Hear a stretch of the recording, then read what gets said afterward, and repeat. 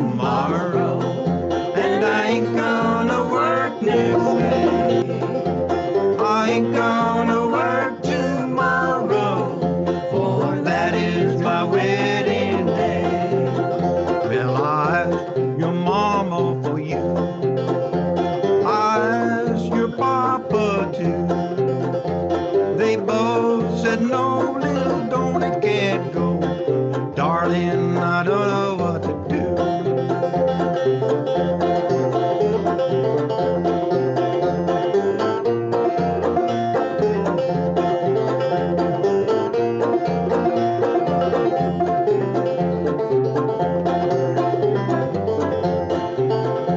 I love my mom and papa too. I love my mom and papa too. I love my mom and papa too, but I'd leave them both to go with you. I ain't gonna work tomorrow, and I ain't gonna work next day. I ain't gonna work tomorrow, for that is my wedding day.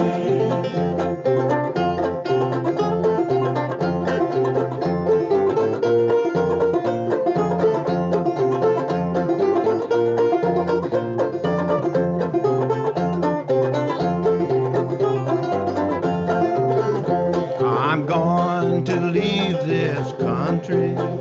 I'll ramble around this world. For that, I'm going to leave this country for the sake of one little girl. Well, I ain't gonna work for that. I'm gone, and I ain't gonna work next day.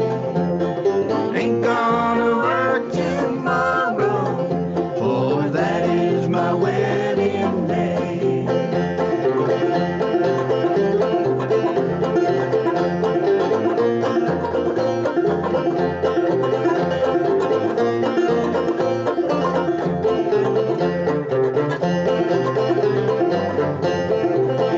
You can hear my banjo ringing.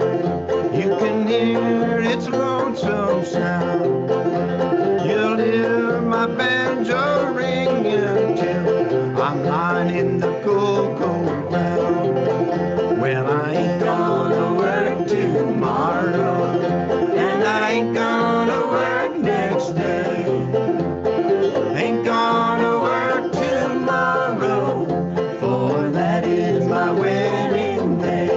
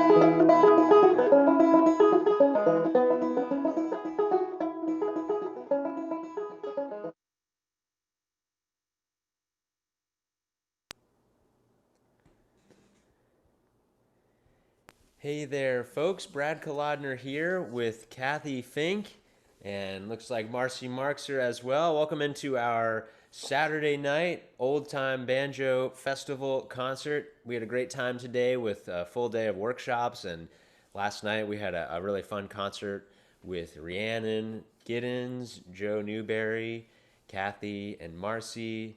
And we've got a really phenomenal lineup. How are things Oh, that going down Brad there in Kolodner guy, he Lansing? played some last night. Oh, that's right. I did play a little bit. I'm playing a little tonight as well. I'm looking forward to it. Brad's going to do a set. It's going to include his dad, Ken, and they've got a brand new album out called Stony Run that you'll be able to get to hear some tunes from, I'm sure. And yeah, it was an amazing day. My head is spinning from all the banjo info and great vibes. Indeed. So, welcome to everybody out there on Facebook and on YouTube. This is now the time to share the concert far and wide, so we can get as many folks in here as we can. It's streaming on my YouTube channel, and then also through the Mike Seeger Commemorative Old Time Banjo Festival uh, Facebook page. And that was a little bit of Mike Seeger playing Sally Gooden and Adam Hurt with his rendition of Big Coyote. And then that was Cathy and Marcy with Mike Seeger on that Old Time Banjo Festival recording. Can you tell us a little bit about your relationship with Mike and how that project came together and this festival, perhaps for our folks who aren't familiar with the Old Time Fest? Sure. I probably met Mike in around 1970. I'm thinking right around 1975. He was always really willing and open to helping people interested in old time music. And so multiple times he opened his home to me and to Marcy, to me with my former partner, Doc Donald. We learned a lot of music from him. We shared many meals. And then in the last maybe 7, 8 years of his life, we worked on a lot of different projects together. And one of them was this recording that I came up with called the Old Time Banjo Festival. And that album was really meant to be sort of a contemporary version of an Electra album that came out called the Old Time Banjo Project. And when that album came out, I guess it was in the 60s at some point, but I came across it in the early 70s. And I know I wore out the grooves. And it Hmm. was a whole big collection of different banjo players, including Mike's friend Winnie Winston, who was, I think, an early northern winner of the Galax Banjo Contest. And Winnie was also a good friend of mine as well. And so I guess in about 2008, something like that, 7 or 8, I thought, it's time to sort of do a new version of this. Let's pull together what turned into a collection of 21 of my favorite old time banjo players. And Mike was one of my first calls. Would you come do this with us? And he said yes, he'd be happy to. And it just so happened, Marcy and I are sitting right here in Lansing, North Carolina. We were here at the very first Ola Belle Reed homecoming festival. And Mike had been invited as a guest as well because he had spent a lot of time with Ola Belle and her family. And we were able to offer him, with our friends Walter and Johnny at the Blueberry Farm, some great hospitality, some good food, some parties, etc., and also rehearse for what he wanted to do. And his vision of his tune for the Old Time Banjo Festival was that version that you just heard of Ain't Gonna Work Tomorrow. And he said, well, I have this banjo that has like a 14-inch pot and really deep low strings, and it's tuned like a cello. And he said, Cathy, I want you to play that banjo. And Marcy, I want you to play banjo uke. And so he came to our place in Silver Spring, Maryland, and we set up the recording and did it. And I played that cello banjo. And 2 minutes later, Marcy said, let me try that thing. And she picked it up and she started whipping off fiddle tunes. And Mike went wild over how great it sounded. You're going to hear Marcy play it in a minute, but really, he also helped us start the festival that this is sort of built on. And when Mike passed after the third festival, the third Old Time Banjo Festival, we renamed it in his honor with his wife Alexia's blessing, called the Mike Seeger Commemorative Old Time Banjo Festival, because I can hardly think of anyone who has done more to preserve so many different banjo styles and stylists and players. And yeah, Pete introduced a lot of people to banjo that would never have heard it, and he played a ton of styles. He was amazing. But Mike just roughed it out all over the Appalachian Mountains looking for people who had recorded in the 20s and 30s to see if they were still alive and could still show him some stuff, and recorded that in ways that we all have to soak in forever. And for that, we're entirely grateful. Well, on a personal note, I never got a chance to meet Mike. I was just getting into playing banjo when he passed. But it was that Old Time Banjo Festival record that you all put out. That was kind of my first banjo album that I just sunk my teeth into. I was in college at the time, and I think you gave me a copy at an Old Time Banjo Festival in Tacoma Park, one of the first or second of these, right as I was starting to play clawhammer. So that was kind of the record for me, the Old Time Banjo Festival That's album. so nice to know. That's that wonderful. got me really hooked. It was the first time I heard. It was the array of types of old time banjo that were on the record that really hooked me. It wasn't just the one kind of straight ahead clawhammer style that I heard in my super early days playing banjo. But anyway, thank you to you, Cathy, Marcy, and to Mike for that project, because I don't know if I'd be playing banjo as in or loving it as much as I do now if it weren't for that record. So here we are. Welcome everybody in. Thanks for joining us on Facebook and YouTube. For those of you just joining us, this is the Saturday night concert. I think it's time to have some music. We've got a really nice lineup this evening with Rachel Eddy up first, and then we'll hear from Paul Brown down in North Carolina, Laurel Primo up in Michigan, and we'll finish things up back here with my father and I. But Cathy and Marcy, how about you kick us off with some We'll music? do that.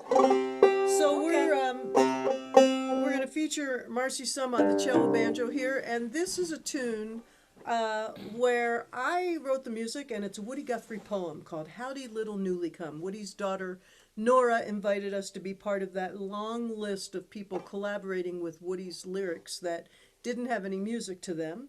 And so we're going to edge our way into the contemporary side of things a little bit and sing Howdy Little Newly Come. And I did my workshop today on singing with the banjo, so you'll get a big dose of that, as well as then we're going to top it off with a little Irish tune called Paddy on the Railroad. So here we go.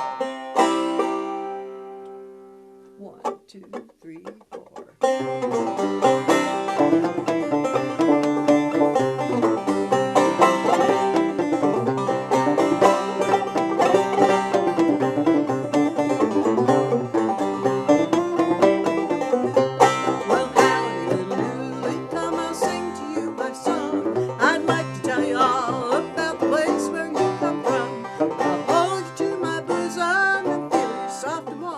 I'll tell you how you found your way through the world where you were born.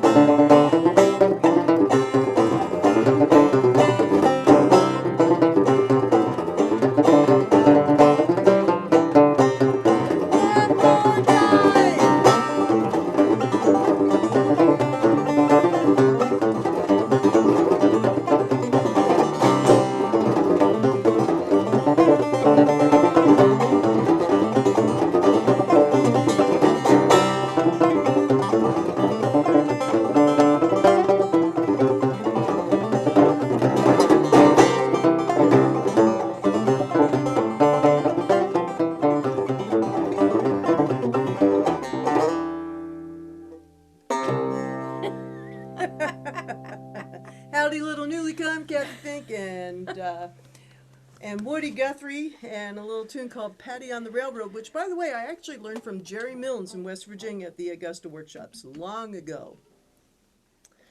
Great tune there. Oh man, I was just thinking, despite being quarantined, I really appreciate the opportunity to experience live music, even if through a screen. I was just feeling so happy on that second tune there. Well, I'm really Great glad playing. to hear that. Cathy All right. and Well, Marcy.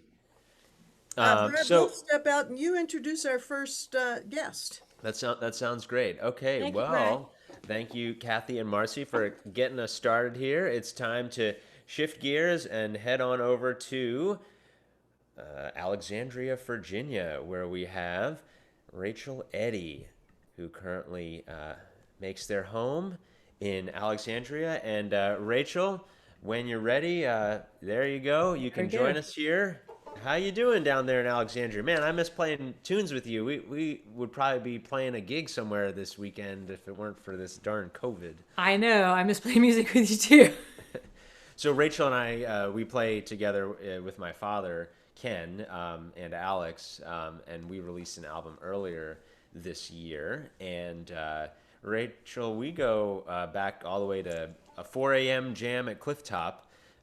What's your memory of that first time crossing paths? I remember being the only fiddler in a jam with 2 banjos, 2 dulcimers, 1 hammered, 1 mountain, and Alex on bass, no guitar player, and I was the only fiddler. That was one of the most spectacular jams, and also just like unusual instrument combinations.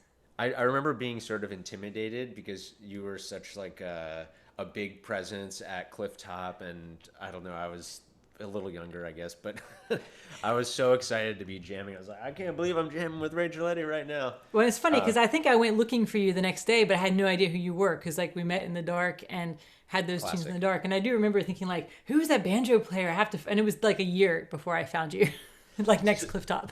Well, super grateful that you've moved into this area and we've been able to play tunes a bunch these past few years. And I'm really looking forward to your set. How about you tell folks just quickly about the jam that you host as well, because you are keeping the music alive on your own.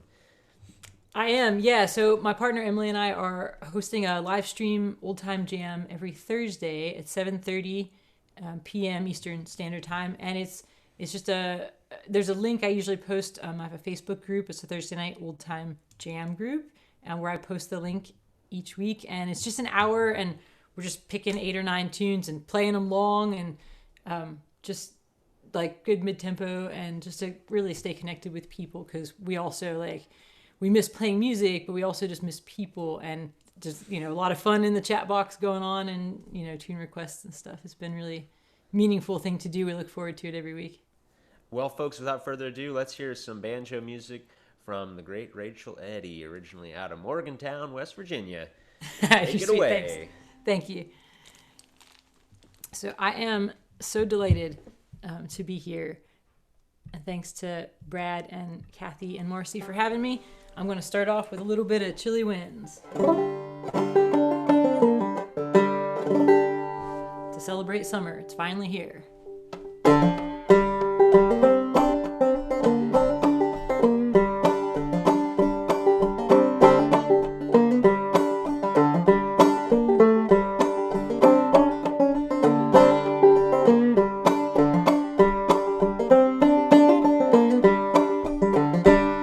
I'm going where those chilly winds don't blow. I'm going where those chilly winds don't blow.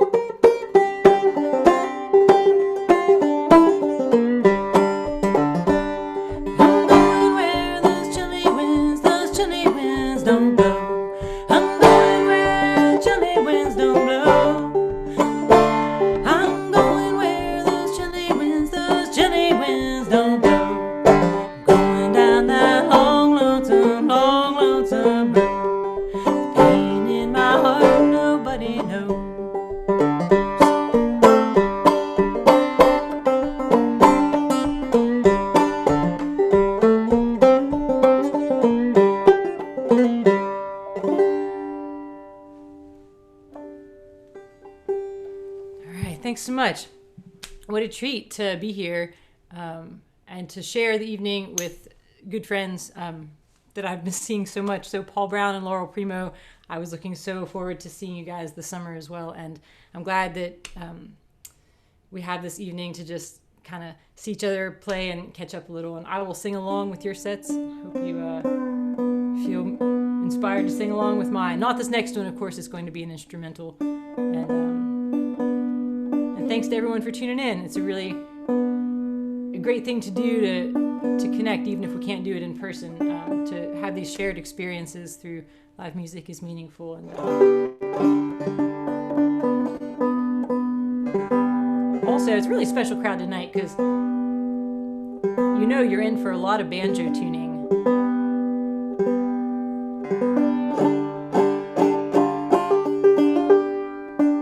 All right, so I'm going to play. It's just a tune that I've been working on.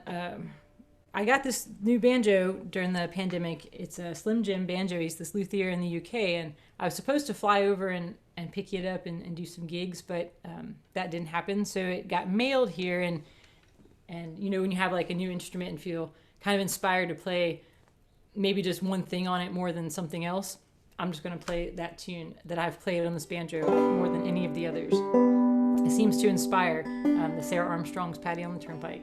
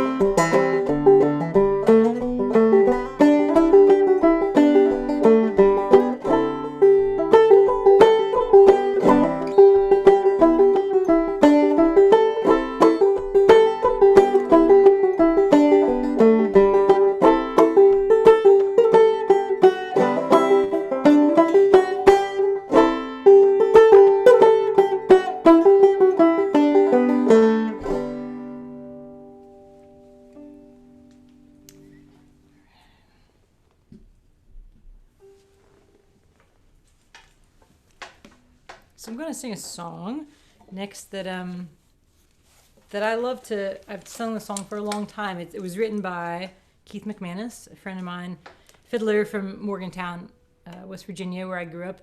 And he wrote this song about the second largest coal mine disaster that ever happened in the state of West Virginia.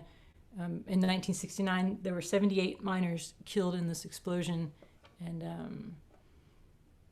definitely something that I didn't know growing up, though it was just over the hill from where I grew up. But I come to find out, this huge tragedy happened in this place that I actually grew up playing music in a lot. And the song speaks to me and speaks of home too, which I've been a little homesick for the mountains, I gotta say.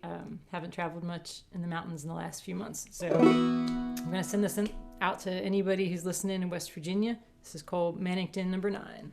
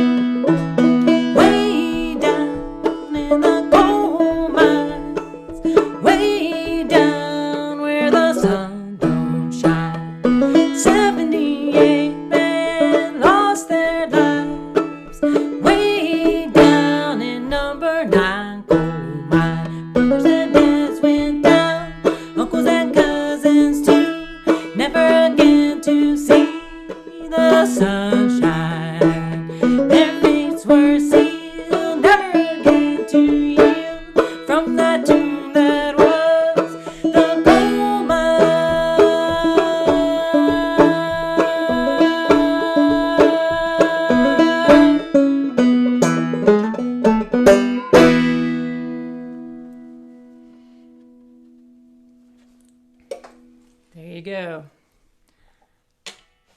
I used to go to Mannington, where that mine explosion happened, as a kid for dulcimer festivals. Actually, there was a lady in that area, Patty Lumen, who would teach all these people to play hammer dulcimers, and they would have these gatherings. They'd have them quarterly, actually, and I guess annual dulcimer convention is not enough, and they would have these quarterly dulcimer conventions with the potluck, and that happened there in Mannington. And I spent a lot of time. It's just over the hill from where I grew up, and I love that song. It speaks to me, and I'm gonna end the set with another song that really speaks to me in a lot of ways. It's not an old time song. I'm gonna do a Chris Smithers song called "No Love Today," and I'd say that for a long time, this song kind of haunted me. It was one that I had a lot of trouble learning it, and looking back and reflecting, I know it's because I wasn't in the right place in my life to be able to speak these words with conviction, because they spoke to me a little too deeply. And so I'm very grateful I'm in this much better, happier place in my life, and I can sing this song with the conviction that it deserves. It's probably, in my humble opinion, like the most beautiful song lyrically that I've heard. And then it has this additional meaning to it right now, because during the pandemic, I've obviously, like all musicians, been largely out of work other than online stuff, concerts and lessons. I offer private lessons, and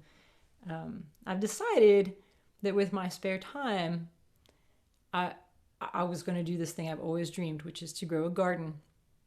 And my spouse Emily and I, we live in kind of very urban area, but we have a sizable backyard, and I've spent a lot of time since March systematically digging up the grass and making these large 20-foot by 4-foot garden beds and fencing, and I have all of these vegetables growing in there. It's just been this sort of it's been the thing that's brought a lot of joy in the absence of having the connection with people, is having this connection to the earth and to the food that I'm growing. And I picked carrots this week. They were big and amazing, and things are blooming and ready to start probably overwhelming us with squash and zucchini really soon. And I'm just super grateful to have the opportunity to have a garden, which is something I've always wanted to do. And I typically travel all summer and don't get to do that. And now that all these beds are dug up, I think I'll be able to have a garden next year too, even if I can't be here every day to tend it. So I'm going to end the set with a song called "No Love Today." It mentions many vegetables, including okra, which I have grown, and beans of many kinds.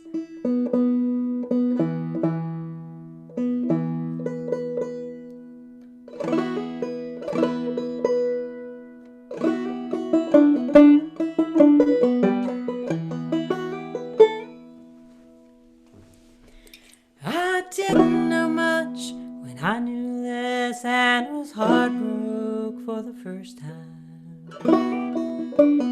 Drowning in my tears, I went looking for a lifeline, just trying to find some comfort, a simple tender touch. I was searching for some little cure that would not cost too much. I could hear that produce wagon on the street. I could hear that farmer singing as I cried myself to sleep. I've got banana, watermelon, and peaches by the pound. Sweet corn, Merlington, more better than in town. I've got okra, enough to choke you, and beans of every kind. If hungry is what's eating you, I'll sell you peace of mind. But this ain't what you came to hear me say. I hate to disappoint you, but I've got no love today. I've got no love today. I've got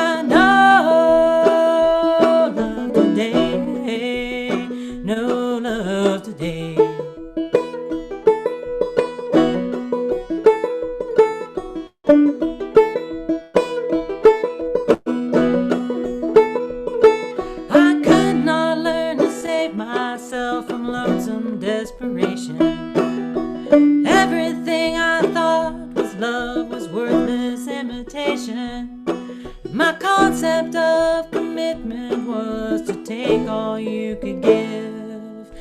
I thought the cheapest thrills I loved were teaching me to live, but nothing seemed to last or see me through. Nothing but this little song that I still sing for you. I've got banana, watermelon, and peaches by the pound.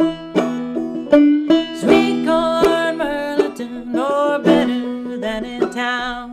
I've got okra, enough to choke you, and beans of every kind. If hungry is what's eating you, I'll sell you peace of mind. But this ain't what you came to hear me say.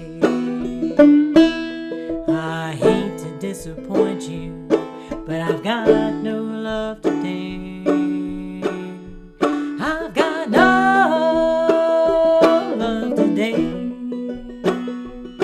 I've got no love today. No love today.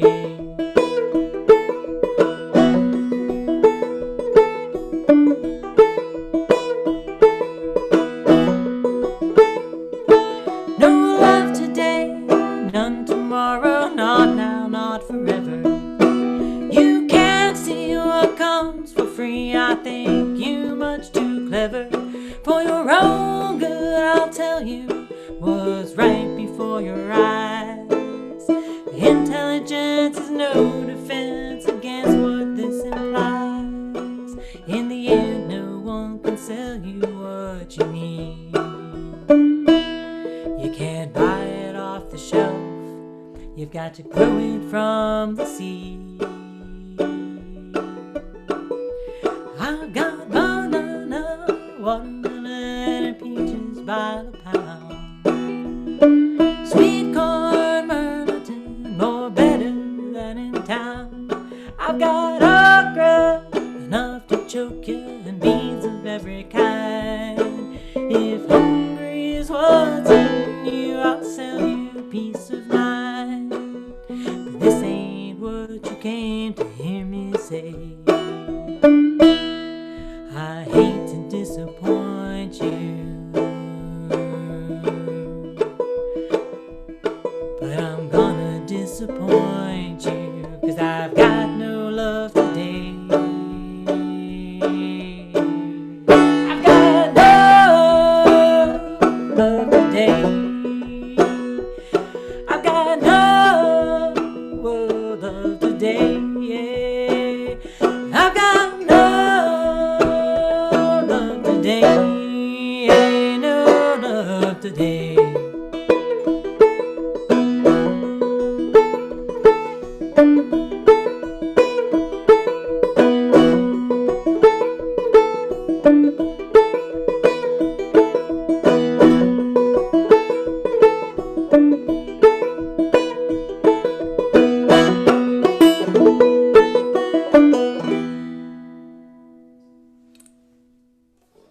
Thank you guys so much. Thank you for having me. Yay, Rachel. Thank you. That was Fabulous. wonderful. Thank you. Hey, Beautiful last song. Just such a great choice and such a great adaptation. Thank you. Hey, you sent me a couple of photos of your garden. Do you mind if I share one of them out to the world? Oh, that would be great. When did I send it to you? You sent me a couple photos a few days ago. when Yeah, we that'd were be catching recent. up. I would be delighted. Okay, so here we go. This is a little, this is what Rachel's garden looks like right now. So I'm just gonna poke it up for a second here. And I think that's a great coming picture. out. Oh, yeah. Yep. Look at that. There's a Yep. corn patch in the back against the back fence. You can see a little corn patch next to the wheelbarrow. And I have at least a dozen pink flamingos hanging out. Nice. Yes. Okay. Well very done. good. Thanks. Okay, well, thank you, Rachel, for joining us. You've got a workshop tomorrow, so if you'd like to sign up out there in the banjo world, you're welcome to sign up on the Cathy Marcy website. And what's your workshop going to be focusing on? So I'm just kind of expanding. It is for all levels. I'm hoping to to give a little something for everyone, but I want to talk about expanding what the next step is, like beyond the simplistic bum ditty of a tune, how you can work on making variations and not playing it exactly the same way every single time, with really easy, accessible ideas and suggestions. That sounds great. Well, thanks so much for joining us, and we'll see you tomorrow. Good night, It's my Rachel. pleasure. Good night. Yeah, Thank you. So long. awesome. And Rachel is going to join us for the jam session for the Weekend Pass people tomorrow night. And in a couple of minutes, I'll repost the link. So if you still want to try and get into Rachel's workshop, there's space. And you can go to the link. It's at cathymarcy.com, cathymarcy.com / I'm not sure what, but you go to the Lessons tab, and under the Lessons tab, the second thing that you'll see is the second online Old Time Banjo Festival. So you snoop around there, you'll find it, and it would be great for you to join in Rachel's workshop. So it is time for us to bring Paul Brown into the picture here. Where is he? There he is, Paul Brown. All right, so we've had Arlington, Virginia, Baltimore, Maryland, Lansing, North Carolina, and now where are we, in Winston-Salem? Winston-Salem, North Carolina, the Twin City. It is still in North Carolina, Winston-Salem, isn't it, Paul? Yeah, we are. Sure enough, we're across the border. So, Paul, I'm thinking that I first met you, and I might be right around 1982 at the Pine Woods Folk Music Camp. I think it probably was. It was And you somewhere were around there, amongst other things, shepherding Tommy Jarrell. And he was there for the week. You were there for the week. I still, to this day, remember learning the most awesome version of the New River Train from you. That and was in 1984, and here's the album to prove it. 1984. Yeah, it was the year Look that we at had that. Tommy at Pine Woods Camp, and there's Yep. Mike Seeger, Tommy Jarrell, and myself. Unbelievable. Right outside on the porch of the cabin there. Well, Paul, I don't like to gush over people in particular, but you have been one of my banjo heroes for a long time, and I think it boils down to tone and taste. And I consider you to be an incredibly deep listener, which is a big piece of it. And I sat in on a fiddle workshop you did a couple years ago in Surrey, North Carolina, Oh, yeah. talking about all the nuances of the different bowing styles that people used. And it was just, to me, a window into the depth in which you listen to every detail. And it's just fantastic. Now, before we let you start playing music, let's talk about the many jobs that Paul Brown has had. I know you were a newscaster on National Public Radio. I know you've had more local radio shows with WPAQ. I vaguely recall that at one time you did furniture upholstery. I started my working life as a furniture upholsterer. I sure did. Uh-huh. And That- what else? What have I missed here? What are the many jobs that Paul let's Brown see. has had? The book cover printing plant, the truck stop on the overnight shift, getting the heavy trucks ready outside in the wind and all outside of Mount Airy, North Carolina. Then there was the sawmill, did a little farm work here and there, a little for a veterinarian. I was part owner of a little newspaper at one point, and for 2 years I was even a full-time musician with Mike Seeger in the Bent Mountain Band. So that's been the trip. It's been a And good that was long Mike one. Seeger and you and Andy Kahn, is that Yeah, correct? yeah. Yeah, I saw that band. In fact, you were the only group that played the Winnipeg Folk Festival on a Friday, flew to Minnesota for the Prairie Home Companion on Saturday, and flew back to Winnipeg to finish that festival. There you Couple go. of nuts. I think so. Couple of nuts. But, and what are you doing these days? You had your great radio show Across the Blue Ridge. Is that still available? It is still available online at acrosstheblueridge.net. We stopped producing it at the end of 2018, and I've been consulting recently with the Teaching Empathy Institute, which is an educational organization trying to help schools and parents improve environments for kids to learn and to help them become more productive adults and happier people. So Teaching Empathy Institute has taken a lot of my attention lately. We're working on a film, which we hope to complete soon, and you can find out more about that nonprofit film and also the TEI organization at teachingempathyyinstitute.org. Well, we're all going to be a lot happier when we listen to you play banjo. So it's time for me to get out of here and you to get in. And let's hear some music from Paul Brown. Thank you very much, everybody. It's great to be here. Cathy, Marcy, Ken, so wonderful to have been invited over. And Cathy mentioned the tune New River Train, which happened to be the first one I want to play this evening. I recorded that with Mike Seeger back in the 1990s, I guess it was, for an album we called Way Down in North Carolina. I played the banjo part on the album, but I've known the song ever since I was a kid, so really enjoy it. Hope you'll like it too.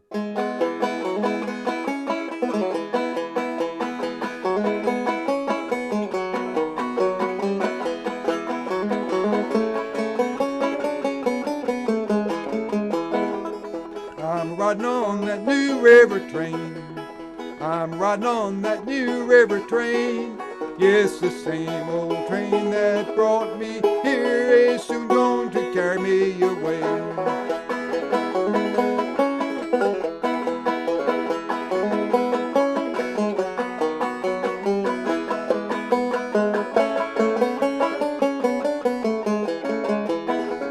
Now, darling, you can't love one.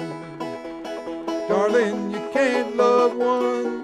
No, you can't love one and have any fun. That's darling, you can't love one. That's darling, you can't love two. Darling, you can't love two. No, you can't love two and still be true. Now, it's darling, you can't love two.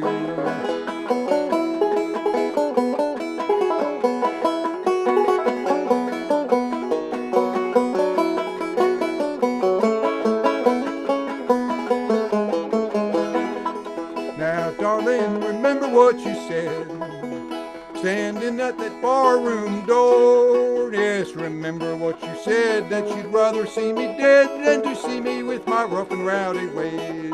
I'm riding on that New River train, riding on that New River train. Yes, the same old train that brought me here is soon going to carry me away.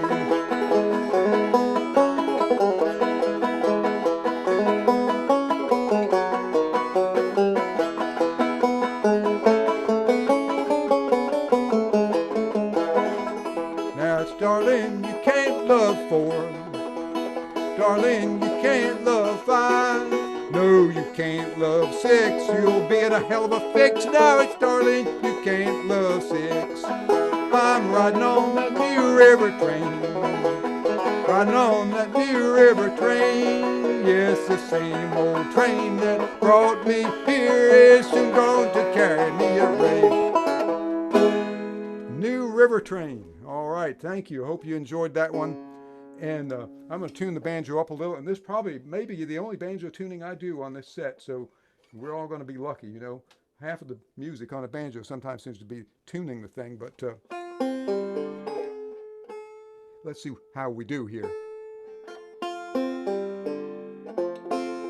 Ah, sounds absolutely beautiful. What they say, Tommy Jarrell used to say, the blind hog stumbled up on an acorn, got him.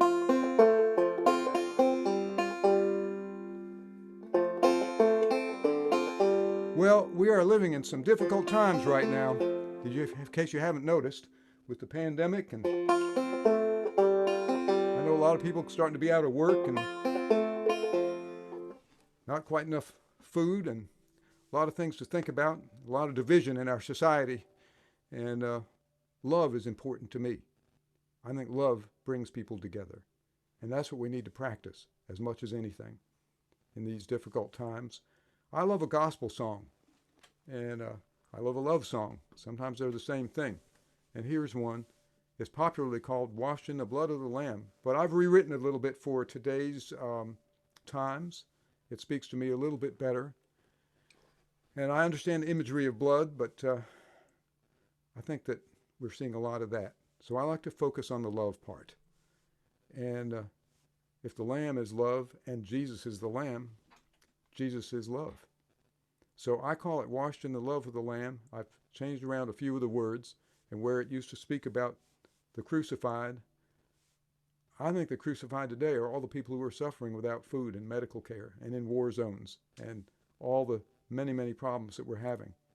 So I changed that word to say Are you giving full comfort? Do you give full comfort to the crucified, which I believe we all should do, to think about the other person empathetically and bring them in rather than shutting people out and finding division. Washed in the love of the Lamb. And here we go.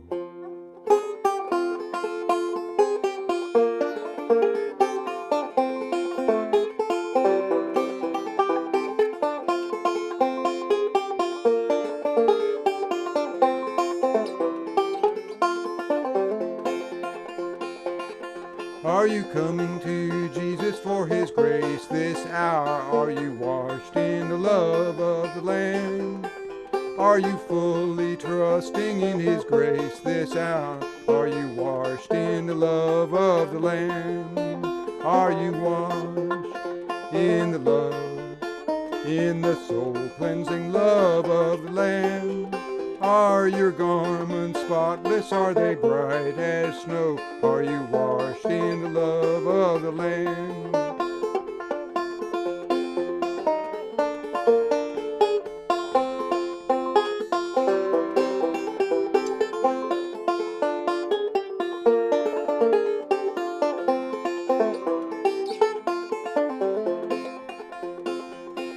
Are you walking daily by the Spirit's side? Are you washed in the love of the Lamb? Do you give full comfort to the crucified? Are you washed in the love of the Lamb? Are you washed in the love, in the soul-cleansing love of the Lamb? Are your garments spotless? Are they bright as snow? Are you washed in the love of the Lamb?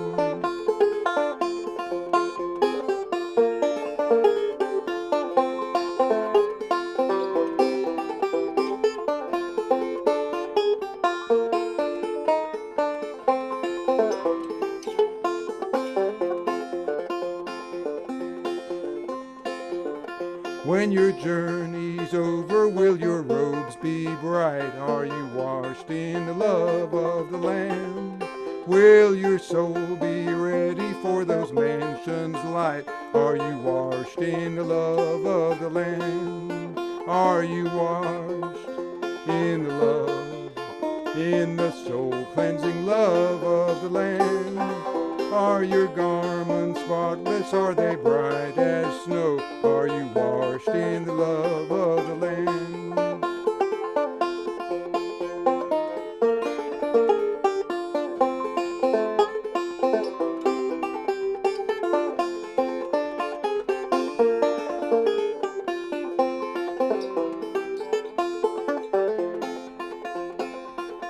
Throw down your garments that are stained with sin. Are you washed in the love of the Lamb? There's a fountain flowing for the soul within. Are you washed in the love of the Lamb?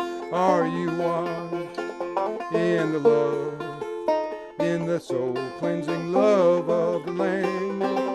Are your garments spotless? Are they bright as snow? Are you washed in the love of the Lamb?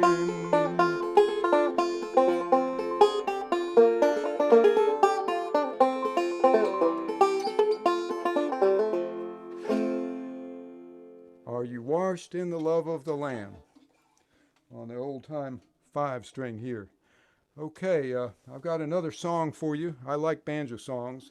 That's how I got started to playing the banjo. And I got into old-time music through my mom, who learned her music in the Piedmont of Virginia back in the 1920s and 30s, mostly from two African-American musicians, John and Harry Calloway. They were brothers.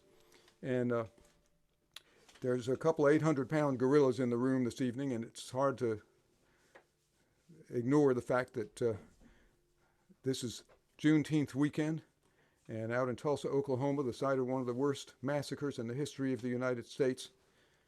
The president is speaking. I don't know what he's saying, but I guess we'll find out tomorrow. And in the meanwhile, I have a song for you from back in the day, and I'd like to just say that Black Lives Matter. And this is an old song that my mom knew that became popular on the radio in the 50s in the early 60s as Feel Like I've Got to Travel On. But we knew it before that, and it had different words. And it's the real song, the old one that my mom knew, is about an African-American man or woman who is trying to live in a very dominating, violent, white society in the American South back in those days. So you'll hear about the high sheriff and the poke, and the poke is an old word for posse, and the white man and the police, and the light in the graveyard outshining the sun because times are so bad. So this is an old African-American code song before it ever became a radio hit. And I asked Mom one time, why are the words different on the radio? And she told me, she said, son, the radio doesn't want those words that we have. But here's the old song from Bellevue in Virginia and Good, Virginia from the 1920s.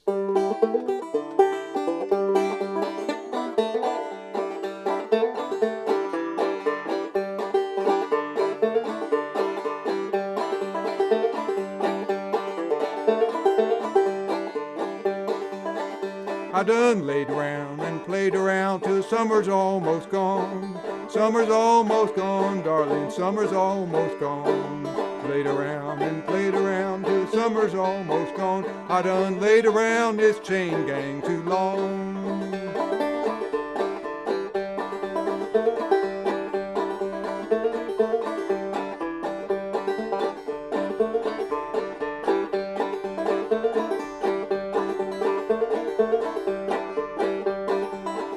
Now the high sheriff in Poke riding after me, darling, riding after me. High sheriff in Poke riding after me, and darling, I don't know what to do. Now the white man and the police, they don't know my name. They don't know my name, darling, they don't know my name. White man and the police, they don't know my name, and it's darling, I don't know what to do.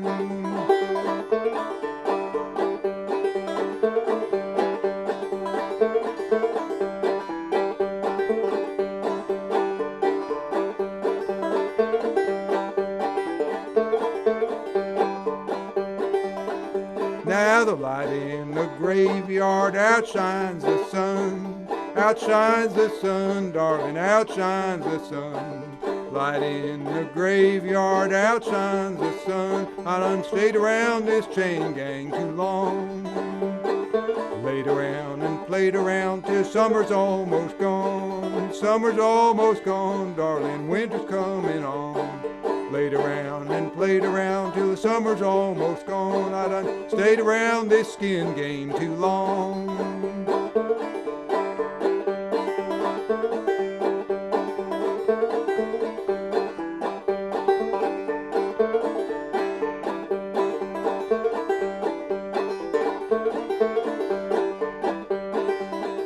I'm going around that mountain, bound to leave you now. Bound to leave you now, darling, bound to leave you now. Going around that mountain, I'm bound to leave you now. And darling, I don't know what to do. I done laid around and played around till summer's almost gone. Summer's almost gone, darling, summer's almost gone. Laid around and stayed around till summer's almost gone. I done laid around this skin game too long.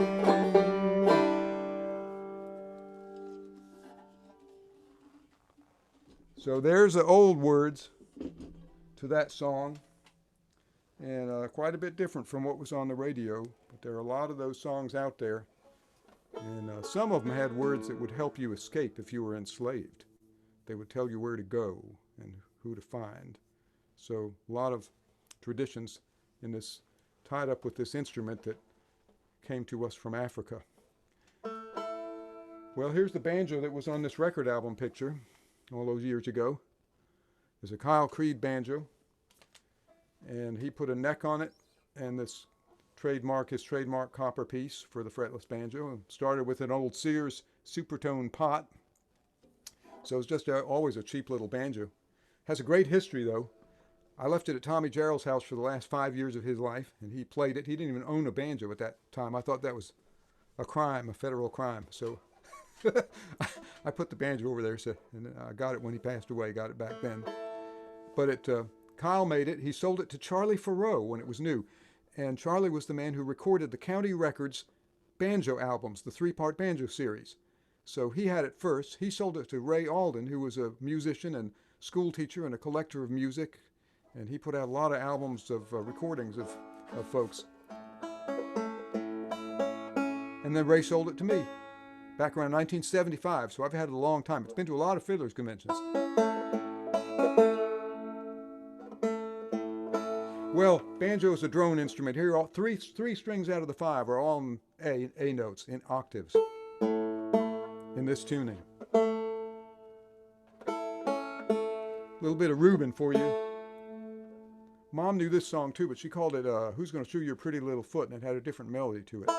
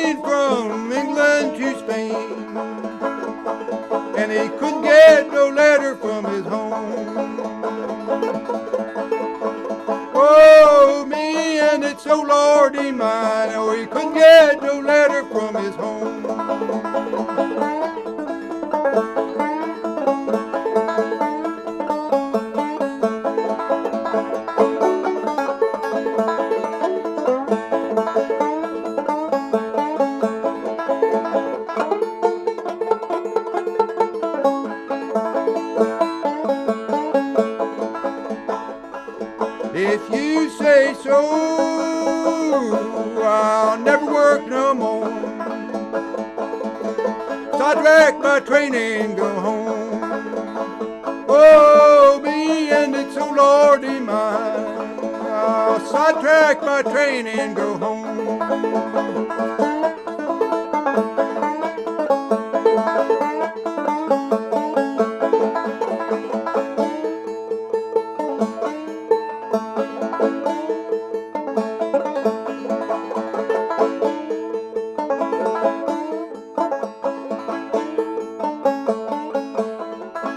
Now Reuben was killed on the C&O line, about a mile and a half from town.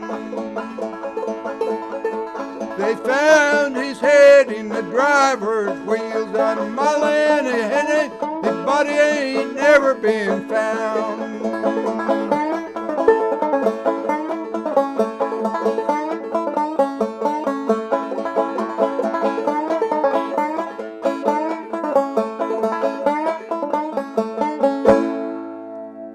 Reuben.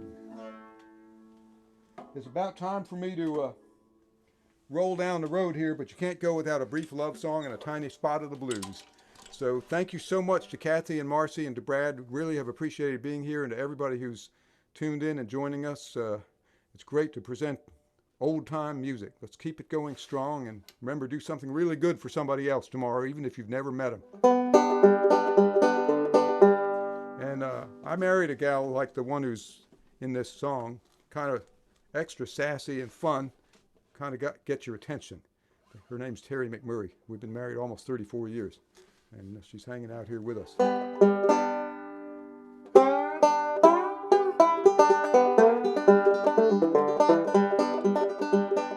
Ida Red, I'm in love with Ida Red.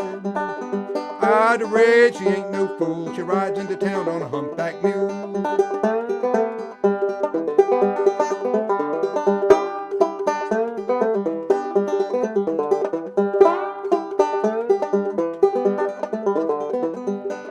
Ida red, eyes of green, prettiest little gal I've ever seen. Ida red, I'm in love with Ida red.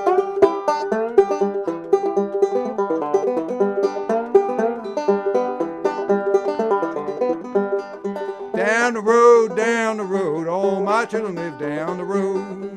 Ida red, I'm in love with Ida red.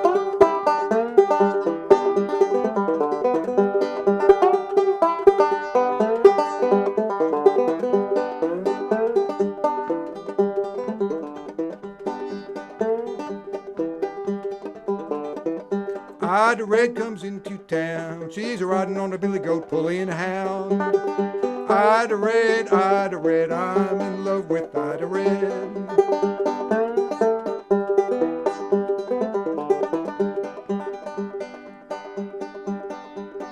So here's a little bit of D. Ford Bailey blues. He was the first African American star of the Grand Ole Opry. And especially tonight, I want to play a little music of his to take us out. Thanks again so much.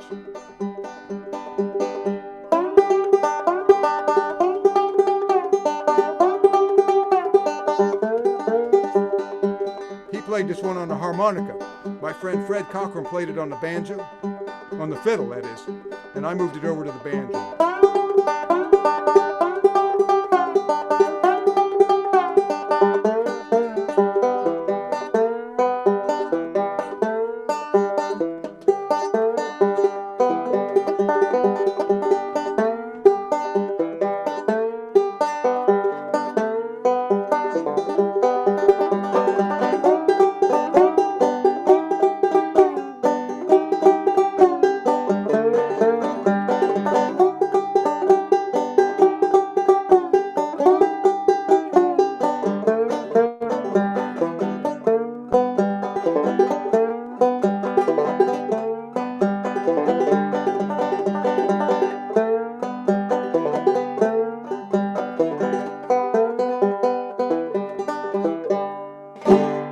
Thank you all. Thanks so much. Wow, that was Yay, amazing. Paul! I just totally loved that, Paul. Well, thank you. I'll That play was, it again for you sometime. That's what Tommy used to say. If you said know, you the liked it, one he said, I'll time, play it again for you sometime. the one time I went to Tommy Gerald's house, Alice Gerard took me, and all she could talk about all day long was she hoped that Tommy had caught a squirrel so we could have squirrel stew for dinner. Yeah. And I basically had white bread for dinner, being a total vegetarian, white bread and butter, and I was more than happy to do that for the opportunity to hang out with Alice and Tommy Gerald and play some rhythm guitar and soak it all in. So, Paul, before we let you go, Yeah. and that was an amazing set, and I loved it. And, you know, Brad and I we're talking about doing another one of these this fall, and we're going to have to get you to do a two-finger style workshop. We can do that. We can do it. But it's time for a few banjo trivia questions, and winners could win their own copy of Banjo Haiku, 26 old-time tunes recorded by me in one evening in front of my DAT machine with two microphones. So I guess we need to monitor both Facebook and YouTube somehow to I'll see keep an who eye on them. Yep. gives the first correct answer to the skill testing questions. Question number 1, coming from Paul. Okay. Who was the person who recorded one of the very first records ever featuring the banjo with Aunt Samantha Bumgarner? Who was the second person in that duo? I know the answer, but I'm not saying. All right, folks. Back in the early 1920s. Maybe around 1926 or something, maybe even earlier, 23. And a double prize if you can name the tune, which I Yeah. can also do, but I'm not going to do it. Anybody? I'm keeping an Anybody? eye. Let's let that one roll. We get, Looking it up is cheating, you know. we got Joe Newberry with fiddling Bill Hensley. Close, Joe, but wrong gender. Yeah, it's a girl. This is John here with a funny joke from the The first time around, he's going for Chris Cool, but that's not correct. Um, there Yeah, was last time I looked, Chris Cool was still the gender that he was born. in the first round of these concerts a couple months ago. Chris Cool was the butt of a few jokes in the trivia, so that's a good one. Nice, and that's very good memory. The Grandpa Jones. No, No? no, no, no, no, no, no, no, no, no, no, no, no, no, no, no. Let's see what tuning. Oh, this isn't too messed up a tuning to actually play that tune, but I think we're going to give the answer and move on to the next trivia question, and Fink saves a CD this way. Yeah, there you And go. I believe that the answer is Eva Davis, and I believe da da da da da da da da da da da da da da. That's the tune. Rabbit, something rabbit. Yeah, What I is don't it remember called? the exact name of the tune. Isn't that something? If you'd asked me that, I'd have failed it. But Kathy, No, you got but the answer. So I but guess you the get answer to, is Eva Davis, and if yeah. you So go to we the internet, you can find Samantha Baumgartner and Eva Davis. And by the way, Samantha Baumgartner is one of the people that got Pete Seeger totally hooked on the banjo. He was Yep. hooked, but he went down to the Bascom Lamar Lunsford Festival in order to learn some banjo, and he learned it from her. So there's a little trivia. Let's go on to trivia question number By the 2. way, I do want to say Rachel out there, Rachel Dunaway, did say Eva someone. Oh man, she gets half of a I feel CD. He like gets half a if you CD. cut the CD in Perfect. half, then I think we're even. Yeah, good. Thank you, Rachel. That's great. Love it. Eva someone. Okay, what's the next one, Kathy? Well, I'm asking Paul, what's your next trivia question? Okay, who is famous? Who was very famous for saying that he played the old time style of what they call bluegrass? What banjo picker was famous for Good one. saying he played the old time I style know this one. of what they call Yeah, bluegrass? I know it too, but Brad, we've already got our We, CDs. we've already. He thought his music was old time music, and he wanted everybody to know it. Banjo picker, real good one. Pretty fair singer too. Yeah, I'd say so. Anybody? Dave Macon? No, that's not it. String Bean, and we have a winner here, Phil and Annette with Ralph Stanley. Yes, Phil and Annette right, up Ralph in Michigan. Stanley. Way to go! Way Perfect. to go! All right. Well, Phil and Annette, just send me your address at info@cathymarcy.com, CATHYMARCY.com. I will send you the Banjo Haiku CD. We And got if a you'd little rather tour have of it that. as a download, I can send you that. We All got a right, little tour of that part of third Michigan. with question. Phil and Come on, Annette. Paul. Oh, one more? Okay. Third question. Yeah. Okay, let's see here. All right, this one's really tough. Who owned the last banjo made by Gilmer Woodruff of the Smoky Valley Boys with Benton Flippin? Who owned the last banjo that Gilmer Woodruff ever built? This is Anyone trivia know? for the trivia Somebody obsessed. somebody know anything about Mount Airy, North Carolina? I'll tell you what, it has something to do with the town of Toast. I'll give you a little hint. And a band that had the name of Toast in it. And there was someone in that band. Let's see as the results come in. Who owned the last banjo made? Thousands of responses Gilmer are Woodruff. flooding the Yes, line. They're flooding ones. It's clogged. Yeah, they can't even read it. We might have to go on to another question. It was too arcane, too trivial. Somebody, Terry Hayes says you. I don't think. Close. Kyle Dangerously Creed, close. Tommy Gerald. Another for Paul Brown. Terry McMurray. I don't know. I think this might be a tough one. Yeah, it's a really tough one. So do I give it away? Fred Cochran. Give it away, Paul. Okay, it was Frank Bodie, the guitar picker and singer in the Toast String Stretchers and the Smoky Valley Boys. And he owned Gilmer's last banjo. Great We will guy. never lose that trivia question again. We will all memorize it right now. Memorize Frank Bodie. Everybody repeat after me. Frank Bodie. Frank Bodie. Okay. Okay, perfect. Hey, a great big thank you to Paul Brown. Thanks for everything that you do for old time music. Thanks for your wonderful music. Give a howdy to Terry McMurray for us. Will And do. I'm going to slip out of here as Paul does so that Brad can introduce our next guest. Indeed. Thank you so much, Paul. Good night.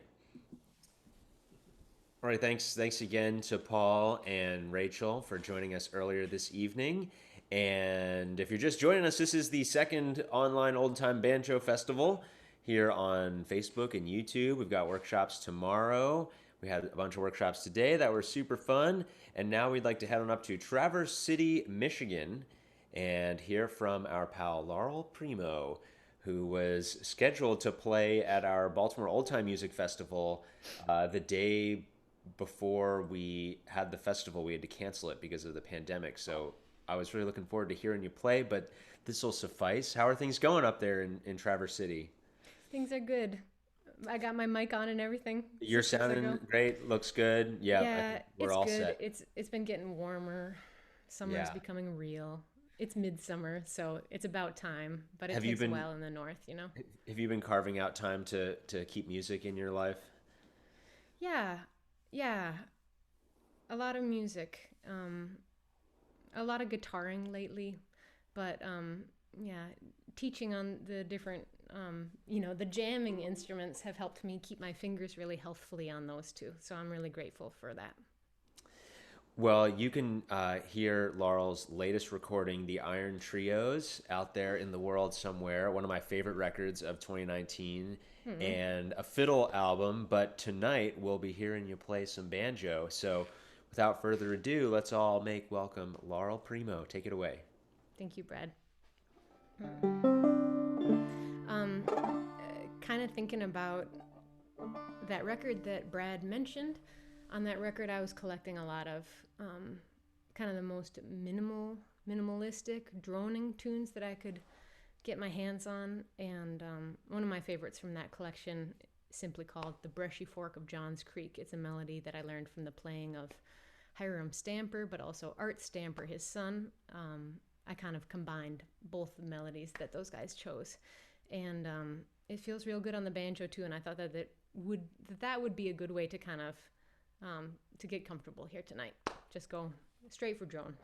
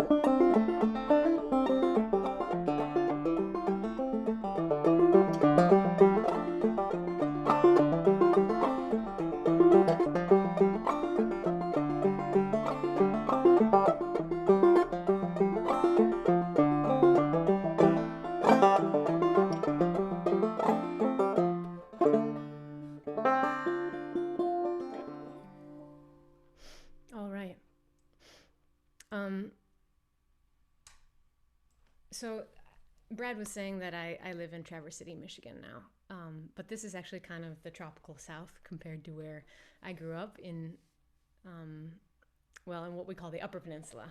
We call this northern Michigan, even though it's only halfway up the state. But I grew up in Iron County in the far west side of the UP, kind of the western middle. And I was really fortunate to learn music both from my parents, but from a lot of friends of theirs, a lot of traveling musicians who they helped, present to their community there in concert. So there was a lot of music coming in and out of my house. And one particular old friend of theirs who became a really important mentor to me was the great banjo player and guitarist and clever as hell songwriter, Joel Mabus. So I wanted to play a tune of his for you, just to kind of pay homage to the impact that he had on my life and my playing. I owe me playing the banjo to him. So this is his tune that he wrote. He wrote while he was at the place where I was born. It's called Fire Lake. So that's home for me.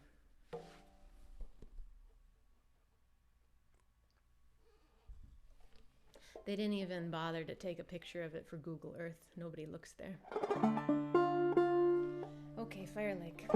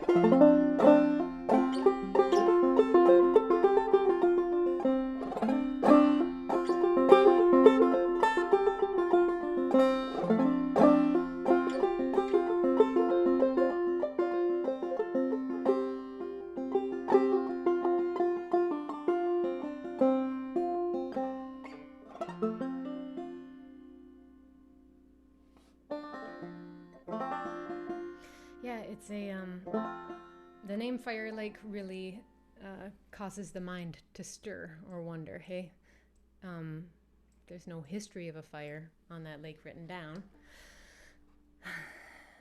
There's like beautiful hardwoods around it. Sometimes in logging culture, in lumberjack culture, there's a thing called fire in the jack pine that just meant the sunset or the sunrise going through those trees. So maybe Fire Lake is named after that kind of phenomena too. It's a good spot though, and I'm so grateful that Joel wrote that tune so that I could think about it even more when I was far from home. I'm gonna play you another song. That this is one that I wrote about some waters up there. Kind of a little set, I guess, of some geographical landmarks in the Upper Peninsula. This one is called Hemlock Rapids.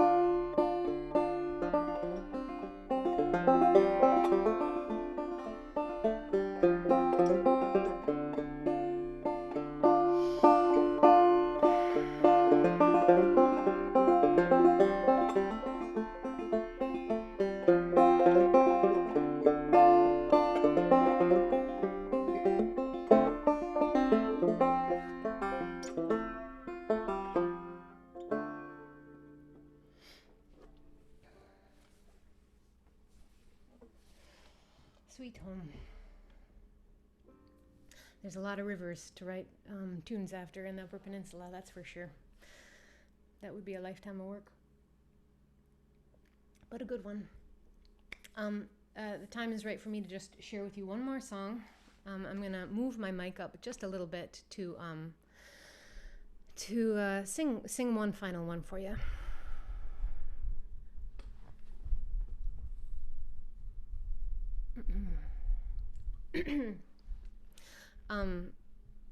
Sorry if I'm making a little noise here for a second. That'll work. Ooh, sorry. I just want to thank Brad and Cathy for having me, and to thank all the other artists for spending their time with this cool project this weekend. I'm particularly grateful to Brad and Cathy for programming in these thoughtful bearers of this tradition, right? The words from Paul meant so much, as well as from Rachel. We're all coming together for this weekend because the banjo means something very big to us, right? It is, like I was mentioning at the beginning of my set, this meditation, right? That you could go to when you need. So we're all in this weekend of learning in the workshops. We're all seeking to get closer to that magic, right? But I know full well that it's a privilege as a white person to even know that the banjo exists, let alone be able to hold it and play it. So we got to know that with that privilege comes the work of honoring its history, and making sure that it gets to the next generation in the correct manner, with the correct respect paid to all. So thank you so much to Brad and Cathy for planning, thoughtful instructors and a great diverse crowd. It means the world. And thank you for bringing me into the family this weekend. I look forward to tomorrow and teaching.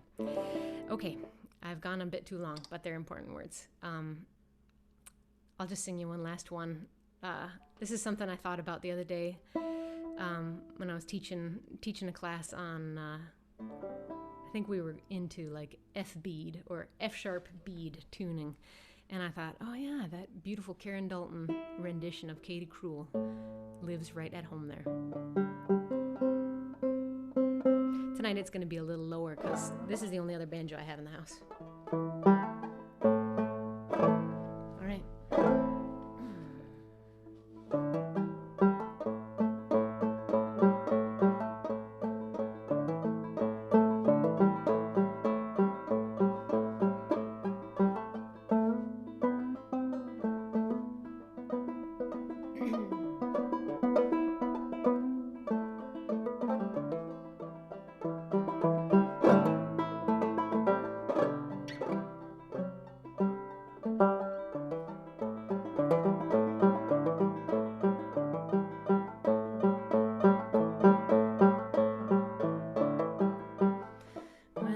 First came to town,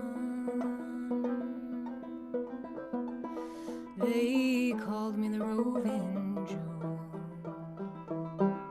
Now they've changed their tune, they call me Katie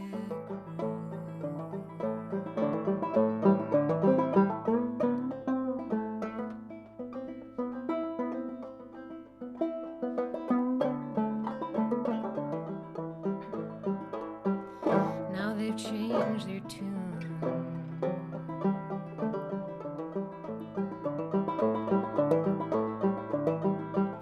Through the woods I go, through the boggy mire, straight way down the road to my heart's desire.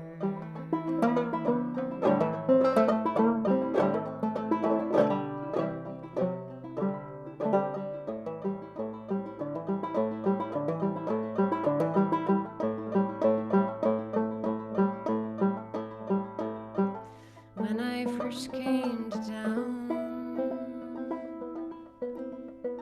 they bought me drinks aplenty. Now they've changed their tune, they hand me bottles empty. first came to town, they hand me drinks plenty. Now they've changed their tune.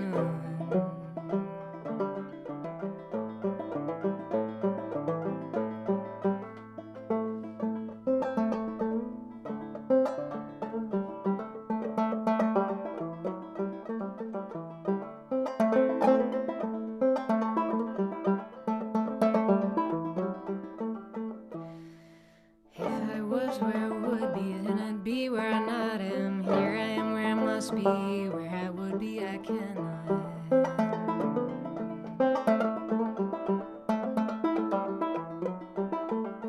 If I was where I would be, then I'd be where I am not. Here I am where I must be, where I would be I cannot.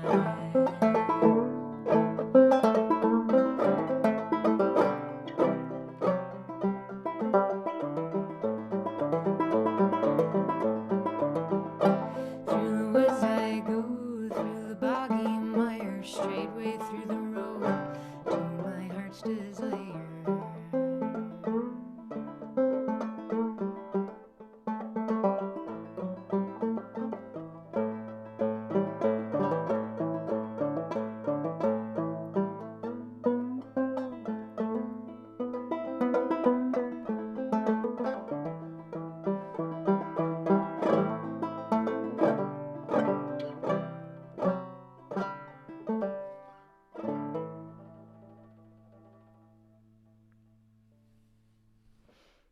Handing it back to you, Brad. Thank you so much. All right. Laurel Primo, thank you so much, all the way from Michigan. And there is room in the workshop, and I've several times posted what link you need to go to if you want to sign up for Laurel's workshop tomorrow. It's going to be really awesome. You can hear how much soul she puts into her banjo playing, and it's really great to have you be part of this. Thank you so much, Laurel. Such an honor. Thank you, Cathy. All right, we'll see you tomorrow because I'm going to be in all of the workshops. And so now it is my pleasure, let's see, to invite Brad Kolodner. Here he comes. There you go. Why, it's not just Brad, it's the Brad clan here. Yay! Yeah. What we've got over here on your left, Alex Lackaman on the stand-up bass, but he is also a phenomenal guitar player and banjo player. I've heard it myself.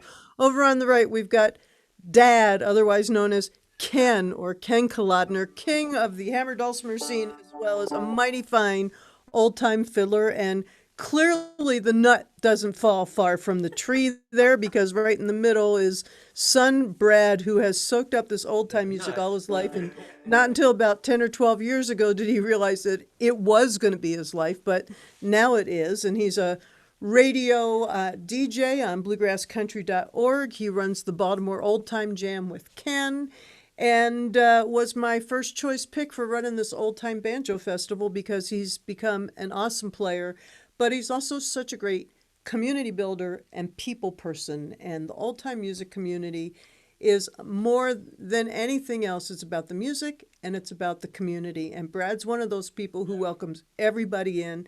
Awesome player, awesome teacher. Brad and Ken have a brand new album out called Stony Run. You may have seen the fabulous review in Banjo Newsletter. I know a little bit about that review, but not too much. And so at this point, I'll be back at the very end, but we're going to be treated to an amazing set from Brad and Ken and Alex. And I'm going to get out of here, and you guys take it away. All right. Thank you, Cathy. This has been such a fun weekend, and it's a real treat to close out this final concert of the weekend here with my pals Alex and my father Ken here. And yeah, let's just jump right into it. This is a tune that I wrote way back in the day. It was actually a tune that I played at the Mike Seeger Old Time Banjo Festival at the Birchmere back in, I don't know, 2009 or 2010. It was the prize for winning the banjo contest, and it was like my first time playing in front of a big audience, and to do it at the Birchmere was frightening. I think I was only 20 years old or something, so it's probably about 10 years ago. Anyway, it was frightening, and we played this tune, one that I wrote here called Otter Creek. Here we go.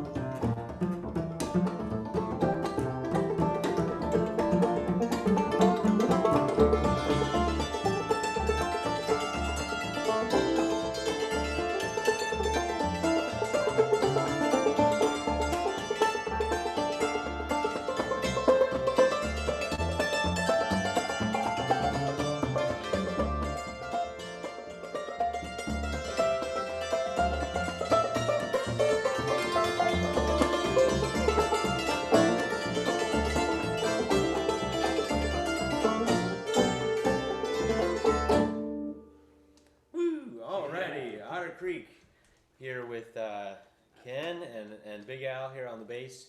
Super fun to be playing for the online Old Time Banjo Fest. It's been a great weekend and looking forward to a whole nother day of music tomorrow with some workshops and a jam as well. So that tune, Otter Creek, the title track of the first album that my father and I released way back in 2011, and we just came out with a new record. But that tune, Otter Creek, like I said, I played that at the Old Time Banjo Festival, and that was a really important experience to be able to not only get an opportunity to perform on such a big stage like that, but just to sit in the audience and to watch the various performers. I remember seeing Adam Hurt play, and Frank Fairfield, and Cathy and Marcy, and it was kind of just an eye-opening day of banjo and just the wide range of styles, as you've heard tonight. Really great to hear some two-finger banjo and fretless banjo last night, and it just was kind of a mind-blowing experience. And I remember chatting with Cathy at that festival. I think she told me, "I hope you aren't planning to make a career out of playing banjo." So thank you, Cathy, for that. Now we are sort of business partners in this endeavor. Well, she became your mentor. Cathy, no, but in all seriousness, that was probably good advice, actually, because it is very challenging to try to make your living as a banjo player. But in any case, Cathy's been a huge influence on my playing and the behind-the-scenes stuff as well. So anyway, with that said, now that Cathy is probably no longer going to want to work with me, let's do a song that comes from a great songwriter who lived here in Maryland, the great Olabelle Reed, who is right out of Ashe County, where Cathy and Marcy are at the moment. This is one of her more well-known songs. Here's a little bit of I've Endured. Here we go. 1, 2, 3.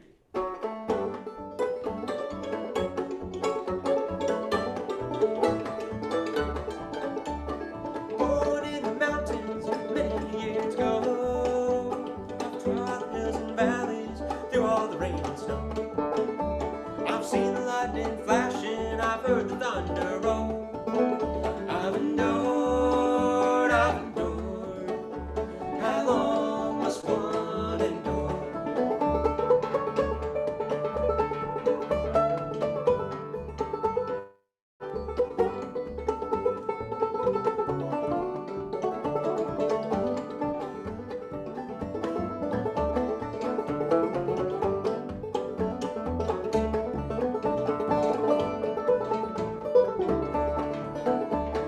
Worked for the rich, I've lived with the poor. I've seen many a heartache, there'll be many more. I've lived, loved, and sorrowed, been through success's door. I've endured, how long must one endure?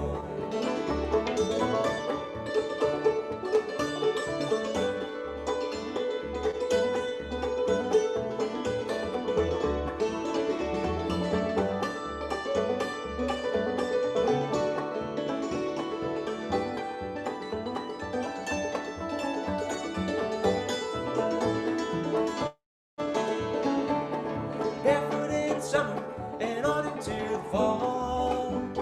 Too many mouths to feed, they could not clothe us all. I was sent to church on Sunday to learn the golden rule. I've endured, how long must one endure?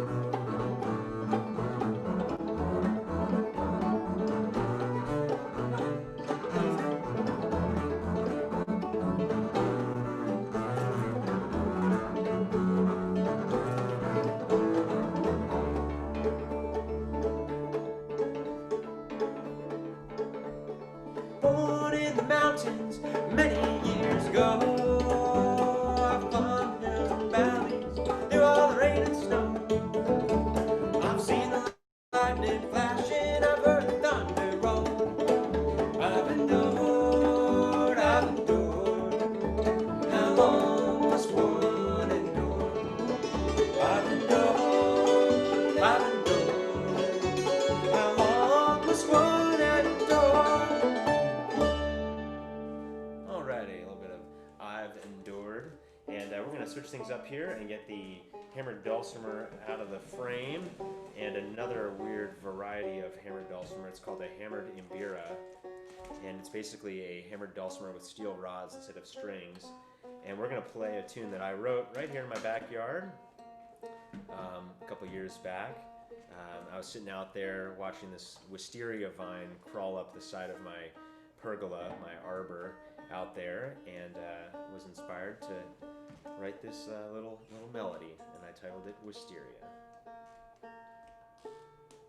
Is this, there have been a lot of banjo players tonight and a lot of banjo tunings, and I don't know if we've heard the Rubens tuning. Oh yeah, I guess this is the type of crowd that would probably be furiously asking in the comment section, what tuning is this? Just saying. Well, this is Rubens or Open D. So if you're playing along with your banjos at home. Oh, this is a concert. This is. I got an F sharp, a D. Now you got another F sharp. F sharp-ish. Yeah. And I've got let's see what my tuner tells me, a B flat. I mean, yes, B flat. Wait. You got an A. It's supposed to be an A. Yeah. I was like, B flat is not in the key of D. One gold star for Bradley. Well, there is one gold star on my banjo right that's here. right, yeah. Put that on at Clifftop a couple years ago. That would be a D chord. So anyway, F sharp, D. I don't even know. A and D. So this is called Rubens. This is a nice tune that you wrote that we recorded on your all's album. That's right, yes, on our new album Stony Run, which just came out back in March. It's called Wisteria, the name of the tune. You can find the album on our website. It's scattered about the web. Distributed by Free Dirt Records. Cool. I think I'm ready to go. Ready? It's kind of a dramatic tuning shift here. Yeah. Okay, here we go. This is Wisteria.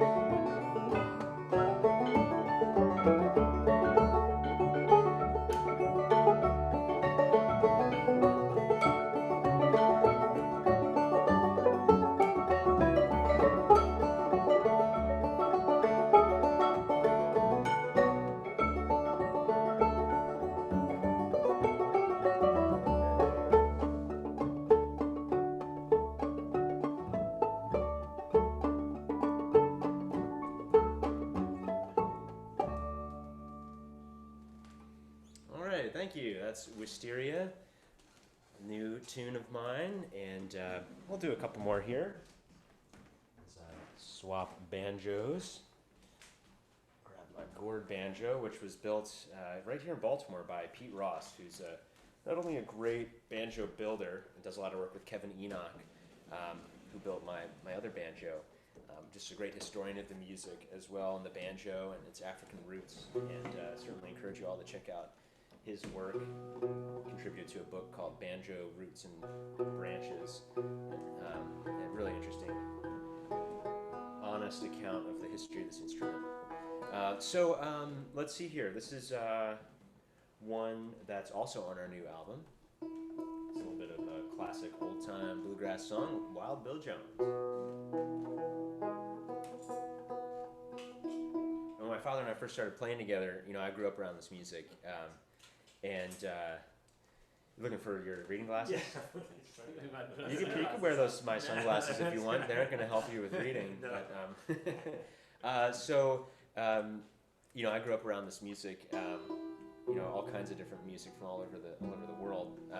My father was playing with his band Helicon, and I fell in love with old time music when I heard Richie Stearns play the banjo at a music camp up in Maine. He was my first teacher, and anyway, all that to say, we've really enjoyed trying to pair these two instruments, the banjo and the dulcimer, together over the years, as it's not a combo that you see very often. No. But it's really fun to explore some of these sonic textures and rhythmic possibilities here. A little taste of that. Also with Big Al driving on the bass. It makes a big difference as well. Get out of the way, I'm driving. Yeah. Thank you. You're really the boss here, even though I'm doing all the talking. Keep this together. Okay, here we go. Wild Bill Jones. 1, 2, 3.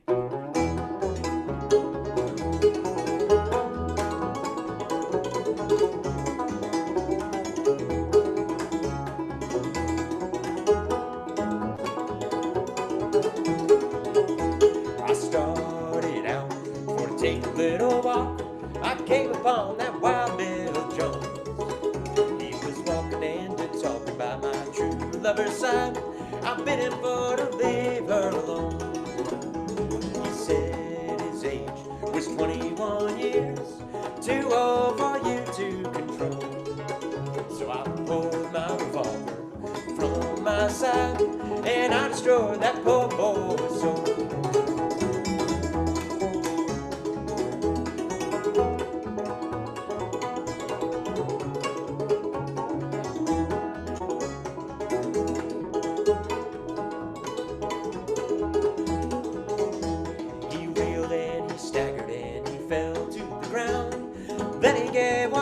Dying moan. He wrapped his arms around my little girl's neck, saying, honey, won't you take me home? So put them handcuffs on me, boys, and take me on down to the jail. I have no friends, relations there, no one to go my bail.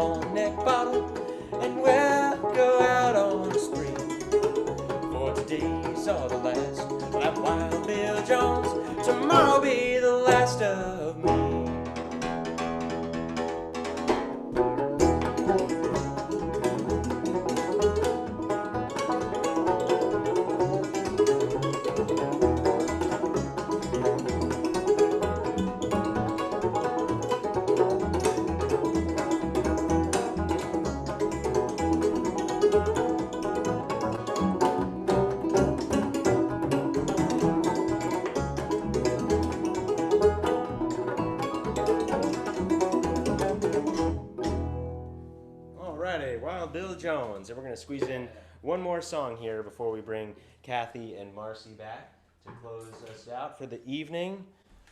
Do a little bit of a waltz of all things. You can play waltzes on clawhammer.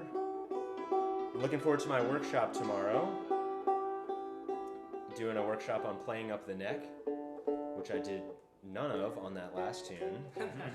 But that's because a fretless banjo is quite frightening to play up the neck, especially in front of a crowd. Even I've heard you go up there. it's scary up there on that fretless banjo, but on a fretted banjo, it's much more doable. And we're going to dive into that tomorrow in my workshop of playing up the neck. It's not as scary as you may think. I understand the scariness of no frets up the neck.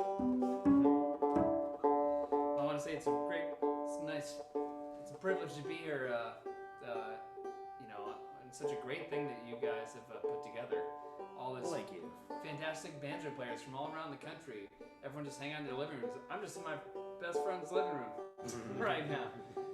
I'm getting to share this on the internet with everybody. So bravo to Brad and Cathy for putting this together. Oh, well, thank you. Yeah, it's been a lot of fun, and I really appreciate, Laurel, your comments. I don't know if you're out there watching, but yeah, Cathy and I did put a lot of time and thought into curating this event in such a way that represents sort of a whole range of influences and different approaches to the banjo. It's such a, I don't know, it's a fascinating instrument, and there's just something about it that really, I think all of us who are tuning in right now, if you play or if you are one of the performers who was joining us yesterday or last night, but there's just something about the instrument that just connects with you and just speaks to you. And I can't really put words to it, but that was my experience when I first heard clawhammer, and I was just like, that is cool, and I want to do that.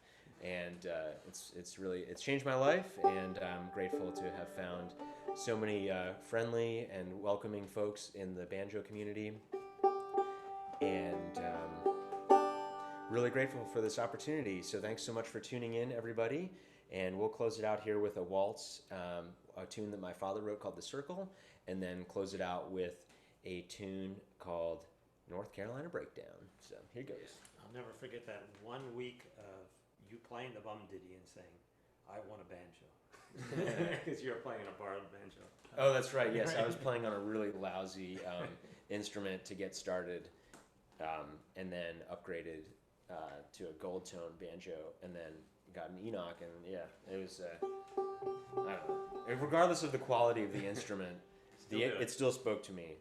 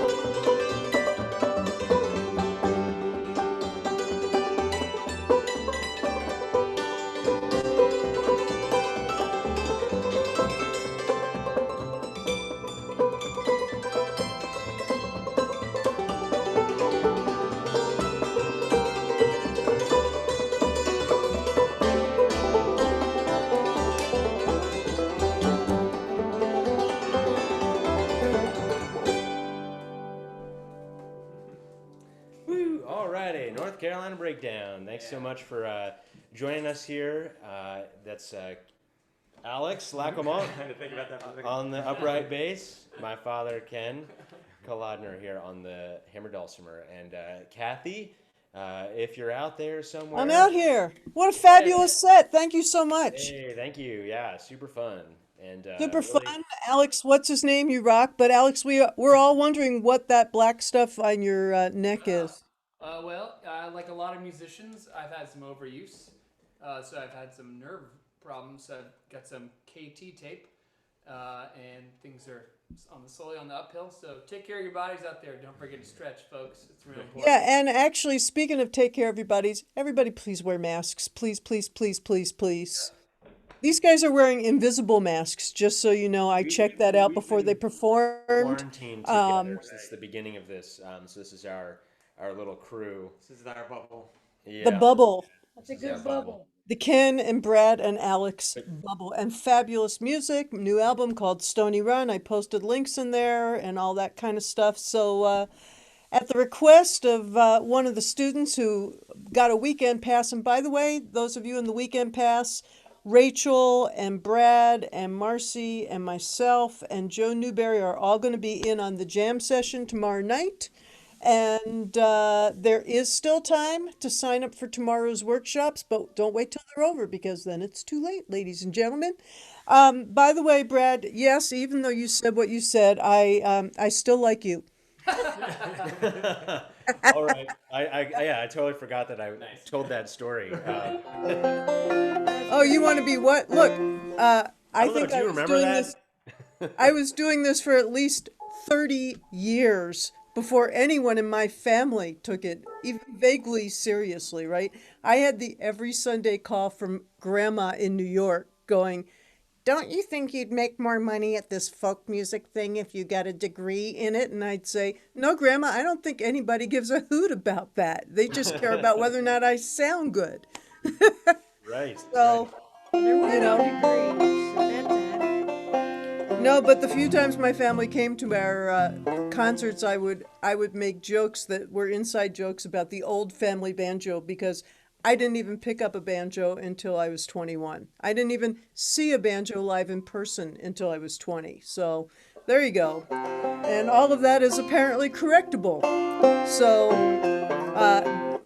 big thanks to Brad and Ken and Alex. Brad's workshops tomorrow. And Marcy and I are going to kind of close out tonight with a great big thank you to everybody. The tip jar info is all over the place. If you feel like throwing a little money in, it gets split amongst all of the performers from the last two nights. We just spread it out. And as y'all know, we can't go on the road right now. This is our version of being on the road and of being together, and we really appreciate you all being here with us.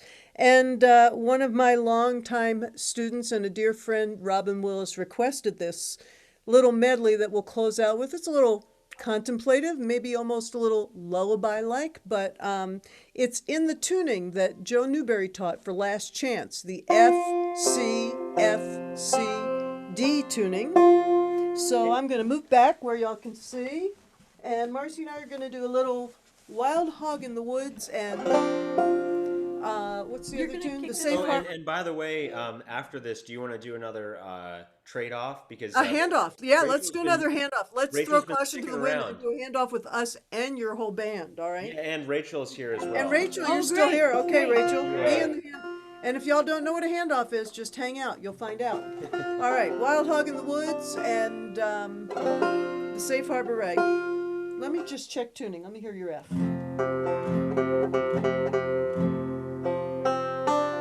Those of you who watched yesterday got to see this banjo. It's the banjo that Mike Seeger played in the New Lost City Ramblers. It's a Vega White Lady.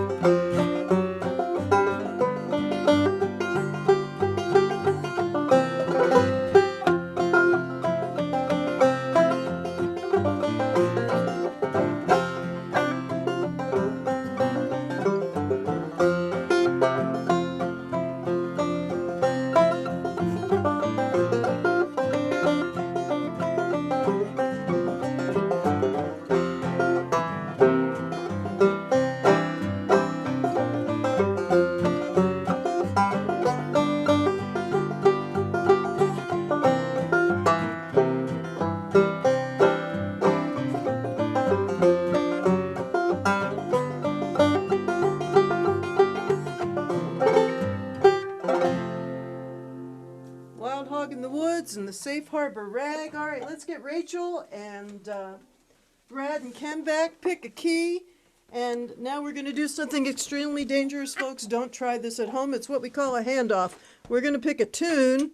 And because of the latency world, we cannot be in time together. We're not even going to attempt to all play at the same time.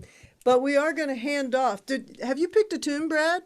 Oh, well, I'm in D, so how about... You're in D. I'll be in D. I think D is a perfect... Good. I'm in D. Great. I'm in D now. It didn't take very long. We try to jump. So the way this works is we're going to pick a tune that we're all going to play, and somebody kicks it off, and they're going to call out who's going to play it next. That person has to kind of jump right in, and the only thing that we've learned is that you almost have to anticipate the beat for it not to sound like we lost a beat, but if we lost a beat, don't worry, somebody will find it later.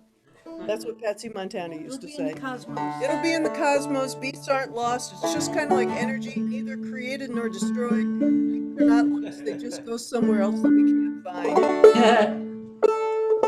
So, do we have an agreeable tune in the key of D, everybody? Let's do it. Fly Around? How's that sound? Fly Around. I love that tune. Why don't you guys kick it off? Okay, us? Okay, here we go. Yeah, take it. And then we'll toss it to you, Rachel. Here we go. 1, 2, 3, 4.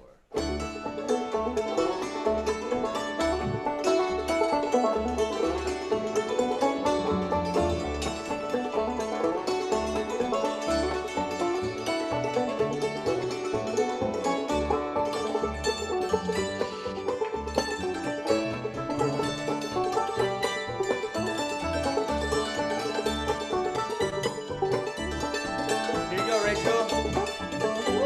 Good luck.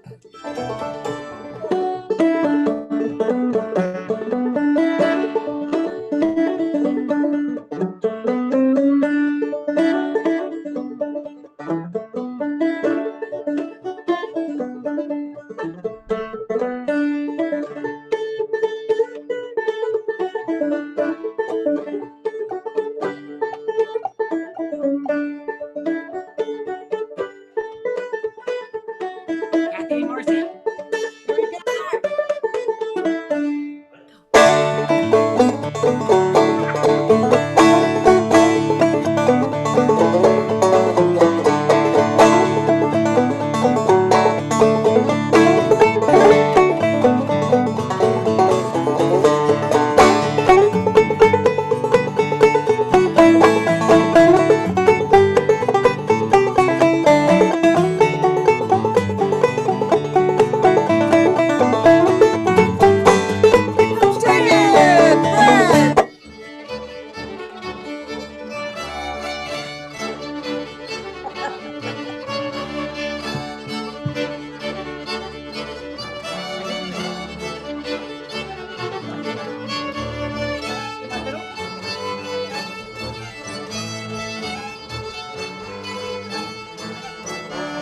Yeah.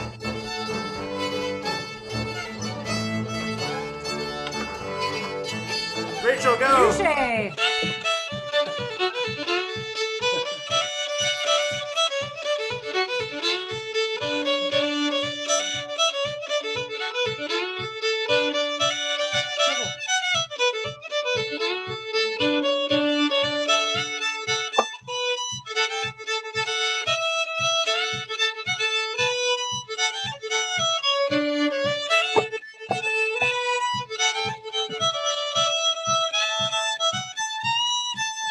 Cathy and Marcy.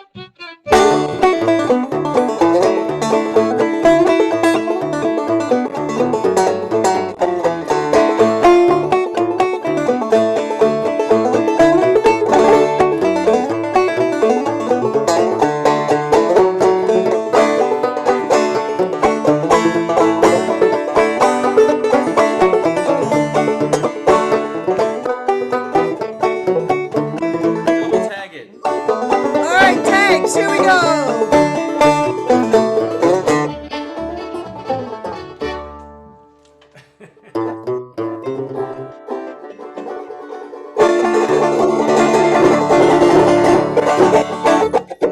Big finish. Alrighty. All right, thanks everybody so much Thank you for guys so joining. much. You all have the links to all the fun happening tomorrow. We look forward to seeing you. Do wear masks and stay safe, everybody. Thanks so much for the banjo fun. Good night. Thanks, everybody. Have a great night. Good night.